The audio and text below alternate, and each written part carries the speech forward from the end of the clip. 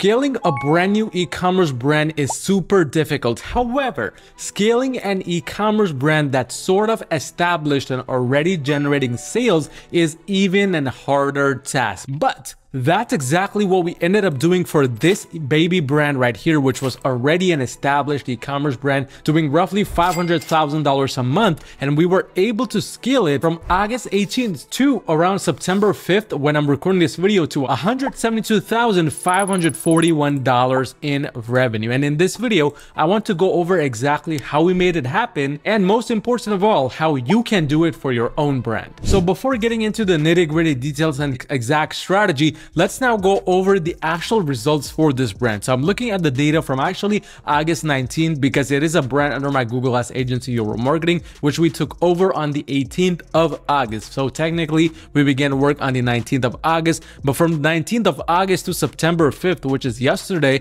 we have done roughly $194,000 in revenue. But we made this happen with only $37,000 in ad spend. That's almost a 5x return on ad spend. Now, going back to the actual backend within Shopify, we can see exactly how they are doing. So this month so far, it's already up 8% from the previous month at $187,000 in revenue, and that's only in 6 days. But if we look at it from year to date, we can see this e-commerce brand has been fairly established now for a little over a year. In the months from January until basically August, it was sort of in a downward spiral, but so far from January until August, they have been able to do over $5 million.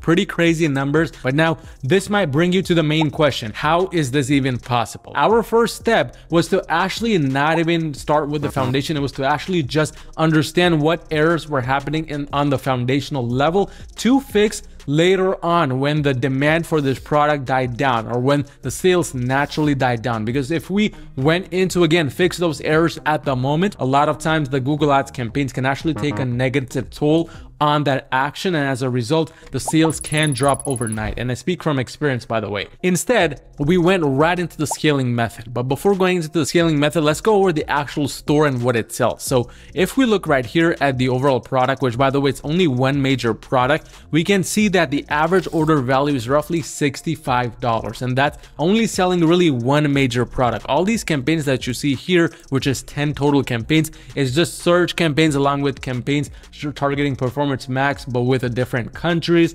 so on and so forth. So we knew that we could not just rely on the US alone, or just rely on shopping campaigns alone. So instead, what we did is we took more of a diversified approach and launched these search campaigns to go along with it. But we kind of deep dived into things a bit further. We narrowed things a bit further, and we actually launched these campaigns to target individual genders as well. Now, I released a video last Friday going over this exact strategy. You can watch that video by clicking the link on the top right of your screen. But now moving on to the actual landing page, if we look at this product page right here, which by the way is not our brand, however, it showcases a product page which is very similar to what the brand we're working with did, we can see just how customized of an approach these brands are taking to achieve numbers like these. And by the way, the landing page and the overall conversion rate, which is roughly 20%, believe it or not, that's the main reason for the scale and the success of this brand. Now, obviously, if you look at a landing page like this,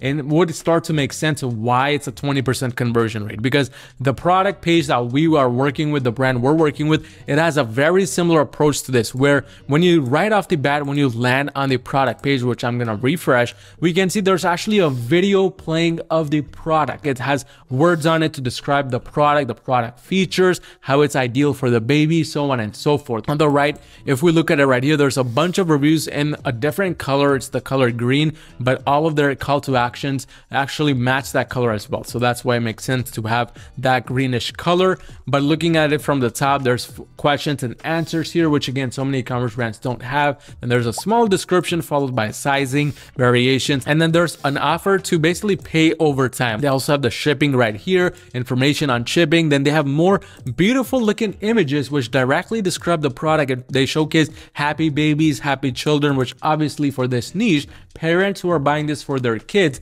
They want their babies happy. When we scroll down, there's a frequently bought together, which lets us know it's a very basic Shopify store. Then there's a further more of a description where they have custom kind of design for the description with these symbols with the color green. Then there's more here going further in detail regarding the product. And then there's a way for you to actually know their Instagram, follow them there on Instagram directly. And this is adding a lot of extra social proof and a lot of extra authority because they actually have 202,000 followers on Instagram, which again makes individuals want to potentially even purchase from this brand. Then moving on down here, all these real reviews with this unique color, which not a lot of brands have, and then followed by more photos of their customers, it looks like, where they have their babies in that product, they're using it, and then further just going down more things which to add trust, to add upsells, and just to make it an overall beautiful experience that's going to convert a customer. Once we were sure landing page was on point, everything was ideal,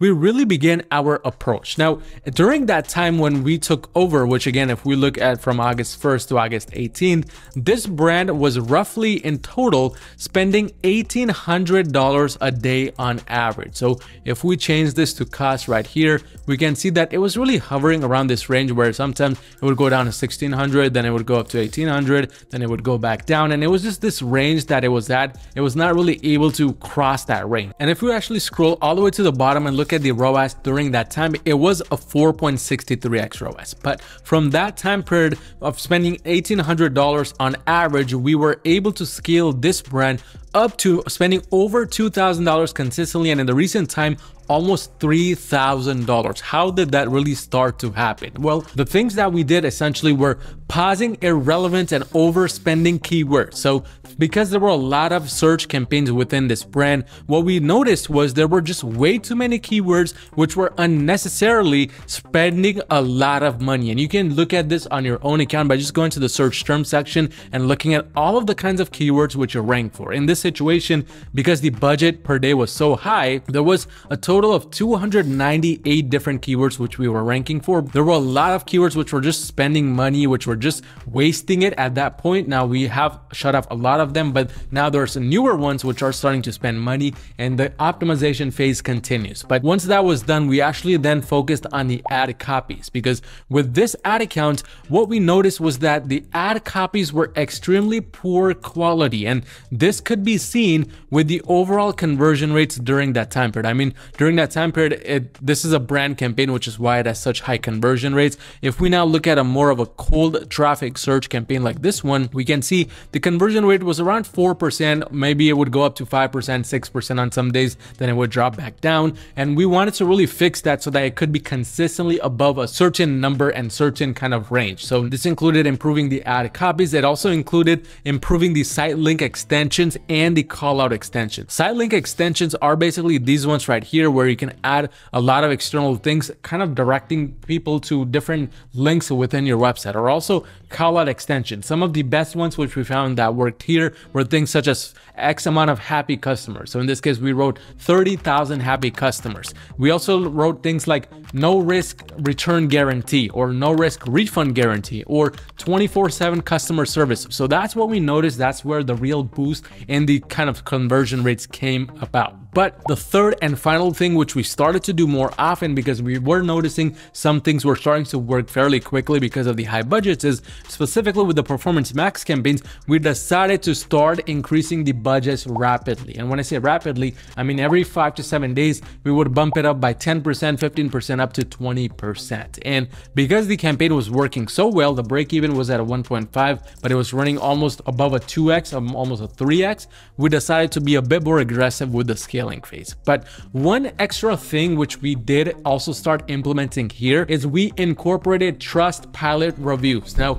if you go to any e-commerce brand, for example, this one right here, if we just type it on Google, Newton Baby Trustpilot reviews, it's going to be something that majority of your customers actually look into. Now, for this brand, these look like they are all reviews coming from the brand itself. They don't look like they're coming from Trustpilot. However, when your brand has Trustpilot reviews, you're able to incorporate these Trustpilot reviews as search ad extensions. So instead of just having, for example, if we type in the word baby mattress in the Google, instead of just having the reviews come up here within shopping, you can also have your reviews come up here at the bottom too with search campaigns. Like for example, here with Newton Baby, it shows rating 4.9. This is what takes brands to the next level, not only with shopping, but also with search. And if we just look at the last 30 days in total, we can just see this nice smooth curve upwards during this time period. It went from barely doing $8,000 a day, $6,000 a day to now doing 13, 14, even now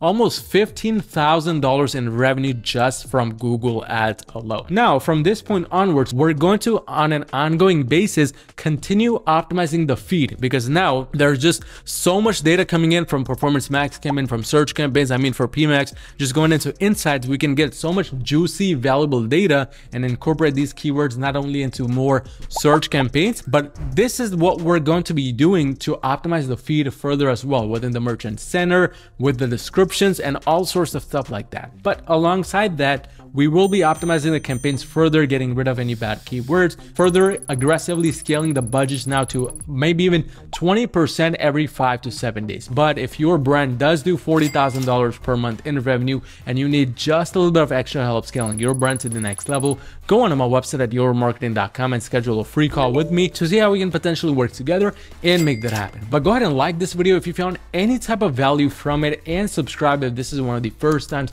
you're watching one of my videos, and click this video right here to understand my new standard shopping campaign strategy to really incorporate standard shopping with PMax and your other campaign types to scale your brand to the next level.